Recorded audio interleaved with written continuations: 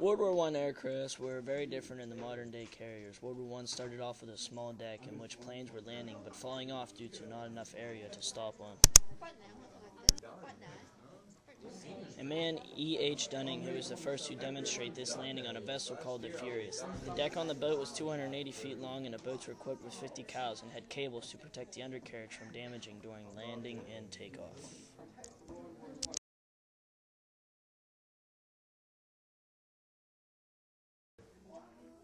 Modern-day carriers have high-tech sonars, guns, self-defending backup runners, and large refueling tanks. The modern-day vessel can hold many of men equipment and are key tool to the naval power.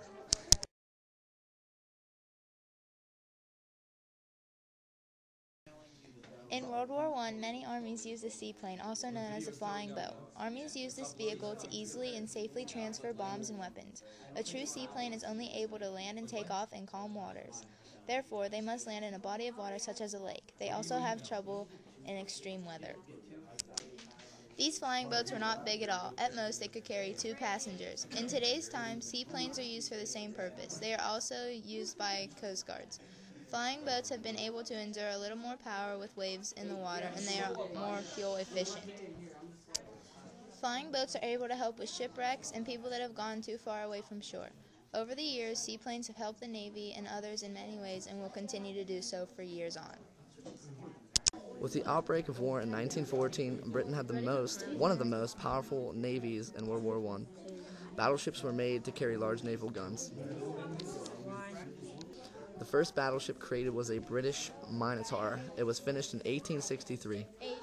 Armed with a 9-inch muzzle loading gun, armored battleships started being manufactured in the 1900s. Most contained breech-loading artillery that was mounted on revolting turrets. The turret's range of fire is over 100,000 meters. The Dreadnought ship was created in 1906. By that time, the battleships were obsolete. In conclusion, the Navy was a big part of World War I.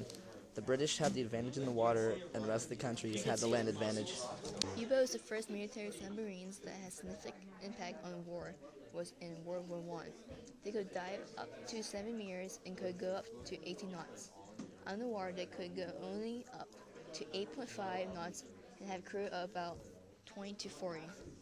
U-boats' ability to function as practical war machines rely on a new tactics, the numbers, and submarine technologies such as combination diesel electric power system that have been developed in the past years. On May 7, 1915, the U-2 sank the RMS Lusitania.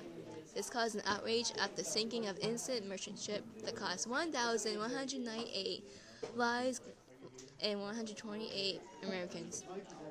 Of a thought that it had 10 tons of weapons aboard. Due to this action, it got the American public opinion against Germany and getting the United States involved in the war of Allied side.